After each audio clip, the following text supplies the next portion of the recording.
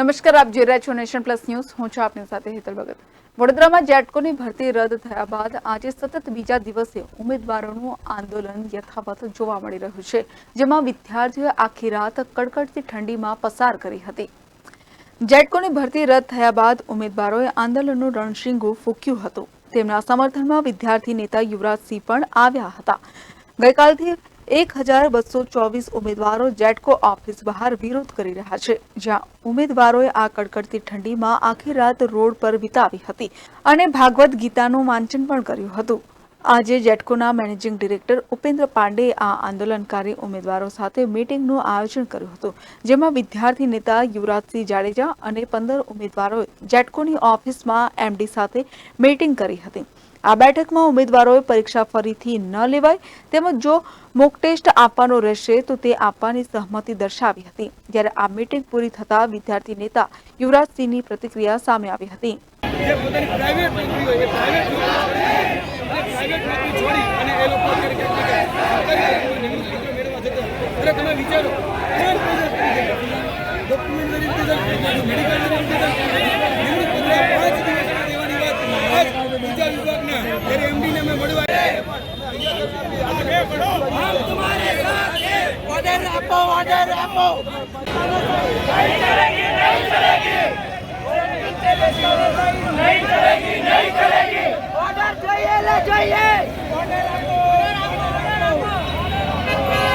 भाई आम के धक्को मारो जो ત્યારે જે મીટિંગનો જે તાત્પર્ય હતો એ મીટિંગનો તાત્પર્ય એવું હતું કે એમડી સાહેબ પહેલા આપણી વાતને સાંભળે, સંવાદથી સમાધાન શક્ય છે। એટલે અમે સંવાદ કરવા માટે ત્યાં પહોંચ્યા હતા અને એમડી સાહેબ સાથે સંવાદ થયો છે। પહેલા પોઝિટિવ વાત એમડી સાહેબે અમારી વાત સાંભળી, આવડી વાત સાંભળી અને હવે વાત એ મીટિંગના ઉપસ્થિત તમામ ઉમેદવારો જે ઉપસ્થિત હતા એના દ્વારા જ આપણે સાંભળીએ કે સુંદર ચર્ચાઓ થઈ અને આગળ આપણે કઈ પ્રકારે રણનીતિ ઘડવી અને આગળનું નિર્ણય શું લેવું એના માટે ફરીથી હું તમારી સાથે ચર્ચા કોઈ પણ નિર્ણય લેવામાં આવે એ નિર્ણય તમારો સર્વોપરી રહેશે। તમે જેમ કહેશો એ પણ થશે। તમને અંદર જે વાતચીત થઈ એ ગઈમી ન ગઈમી આટલો સુધારો થવો જોઈએ, અમારે કોલ ડેટ આપવો છે તો તમારો નિર્ણય તમે જે રીતે કહેશો, કારણ કે અમને જે મિટિંગ મળી છે એ મિટિંગમાં તમારા જે મુદ્દાઓ હતા એ જ મુદ્દાઓની ચર્ચાઓ કરી છે, એ જ મુદ્દાઓના સજેશન આપ્યા છે અને એ જ મુદ્દાઓ ઉપર આ આખી મિટિંગનો સાર એ રહ્યો છે। જે અમારી માંગણી હતી કે એમડી સાહેબ સાથે મુલાકાત કરવામાં આવે અને એમની સાથે સંવાદ કરવામાં આવે।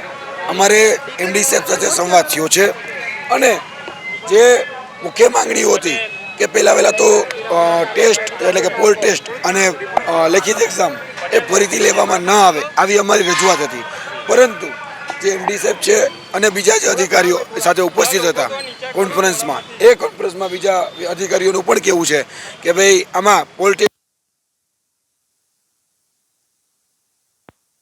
વ્યક્તિઓ એના નિર્ણય ઉપર કાયમ છે અને એ લોકો આ પોલ ટેસ્ટ એ ફરીથી લેવા માગી રહ્યા છે। ત્યારબાદ જે બીજા નિર્ણયો હતા જેમાં ખાસ કરીને એસઆઈટીની રચના થઈ છે કે નથી થઈ તો એ બાબતે કોઈ ખોલ પાડવામાં આવેલો નથી, કોઈ પ્રકારની એસઆઈટીની રચના થયેલ નથી।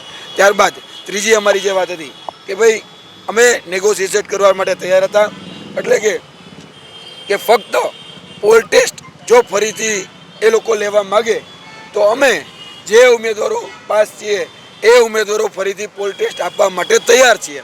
આ સજેશન એમના દ્વારા નોટ કરવામાં આવ્યું છે અને આ સજેશન ઉપર એમને અમારી પાસે સમય માંગ્યો છે કે તમે અમને સમય આપો, જ્યાં સુધી લીગલી અને બીજી કોઈ પણ રીતે અડચણરૂપ નહીં હોય તો ચોક્કસપણે આ નિર્ણય એ અમે તમારો કાયમ રાખીશું। એટલે એક પ્રકારની હૈયાધારણા આપવામાં આવી છે, વધારે બીજી કોઈ વાતચીત એમાં થઈ નથી। એને જ્યાં વિદ્યાર્થીઓ ઉપસ્થિત હતા, 17 જેટલા વિદ્યાર્થીઓ ત્યાં ઉપસ્થિત હતા, એ તમામ વિદ્યાર્થીઓને 1 to 1 સાંભળ્યા છે। એનું ડિસિઝન સામાન્ય પક્ષથી હજી કોઈ પ્રકારનું આવ્યું નથી। હૈયાધારણાથી સંતુષ્ટ છો? ચલો, ફોર્મ્યુલા મંજૂર છે તમને?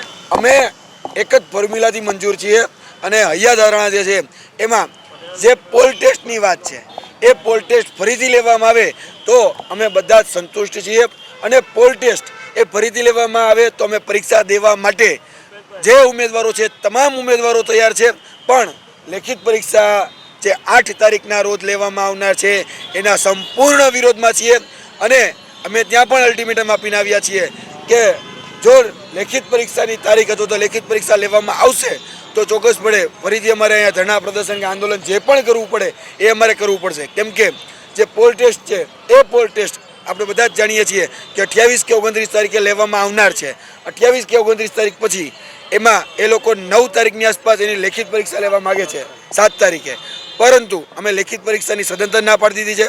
પરંતુ કહી શકાય કે જે એમડી સાહેબ હતા એને અમારી સાથે કોઓપરેટ કર્યો છે, હૈયાધારણા આપી છે, હૈયાધારણાથી સંતુષ્ટ નથી. જ્યારે જે નિર્ણય કોન્ક્રીટ કાગળિયા ઉપર નથી આવતો, વેબસાઇટ ઓફિશિયલ અધિકૃત માધ્યમોથી જ્યાં સુધી જાહેરાત નથી થતી ત્યાં સુધી અમે અમારા વિદ્યાર્થીઓ સાથે અહીંયા જે ઉપસ્થિત છે એની સાથે ચર્ચા કરવાના છીએ કે આગળ કઈ પ્રકારે લડવું. કેમ કે અમારી પાસે બીજા 2 રસ્તા અત્યારે ઉપલબ્ધ છે.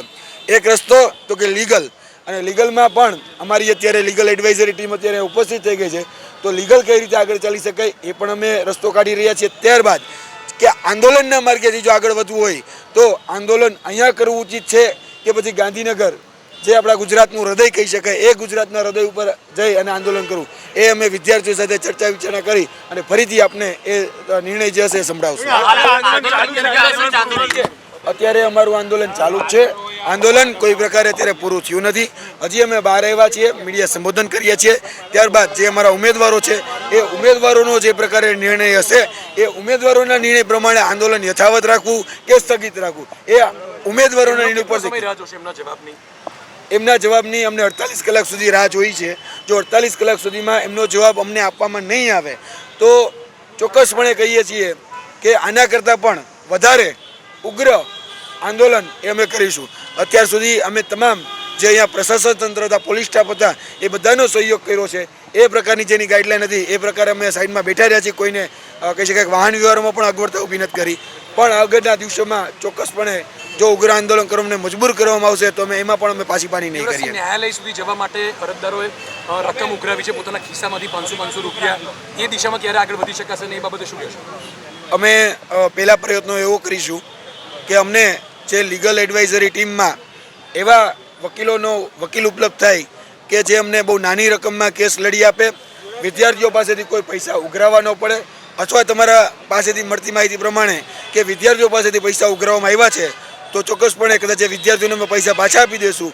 કેમ કે અલગ અલગ રાજકીય પાર્ટીની પણ લીગલ ટીમ હોય છે, કોંગ્રેસ હોય, આમ આદમી પાર્ટી હોય, કોઈ અપક્ષના નેતા હોય, તો એના સંપર્ક સાધી અને એ સંપર્કના માધ્યમથી અમે આ કેસ જે છે એ એવા વકીલોને આપીશું જેથી કરીને કોઈ જગ્યાએ વિદ્યાર્થીઓને બર્ડન ન પડે. મુખ્યમંત્રીને મળવાની વાત હતી, મુખ્યમંત્રી અહીંયા મળવા આવે, એ આશા હજુ જીવન છે?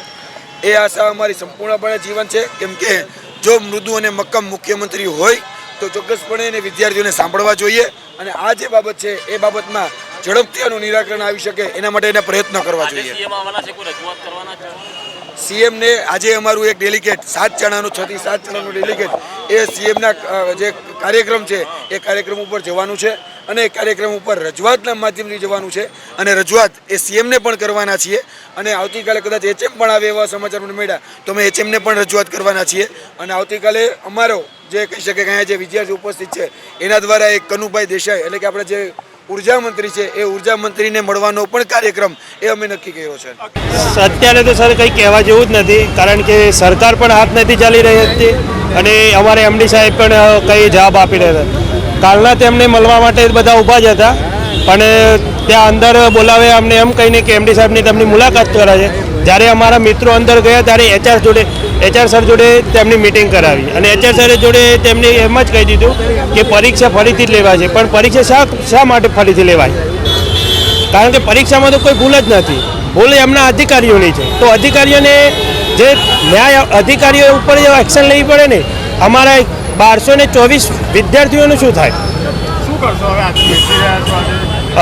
જો અમને અત્યારે નહીં મળે તો અમે આ રીતે આંદોલન કરતા જરૂર પડશે તો ગાંધીનગર જવું પડશે તો પણ જઈશું, સંસદ ભવન જવાનું થશે તો પણ જઈશું અમે. મારું નામ ચેનવા કેતનકુમાર વાલાભાઈ છે. હું સાબરકાંઠા ઈડર ગામ રહેવાસી, અહીંયાથી 250 કિલોમીટર દૂરથી આવેલો છું. Bureau report, nation plus news, Vadodara. સમાચારોનો સતત અપડેટ મેળવવા માટે અમારી નેશન પ્લસ ન્યૂઝની યુટ્યુબ ચેનલને સબસ્ક્રાઇબ કરો, બેલ આઇકન દબાવો અને ફોલો કરો ફેસબુક, ઇન્સ્ટાગ્રામ અને ટ્વિટર પર.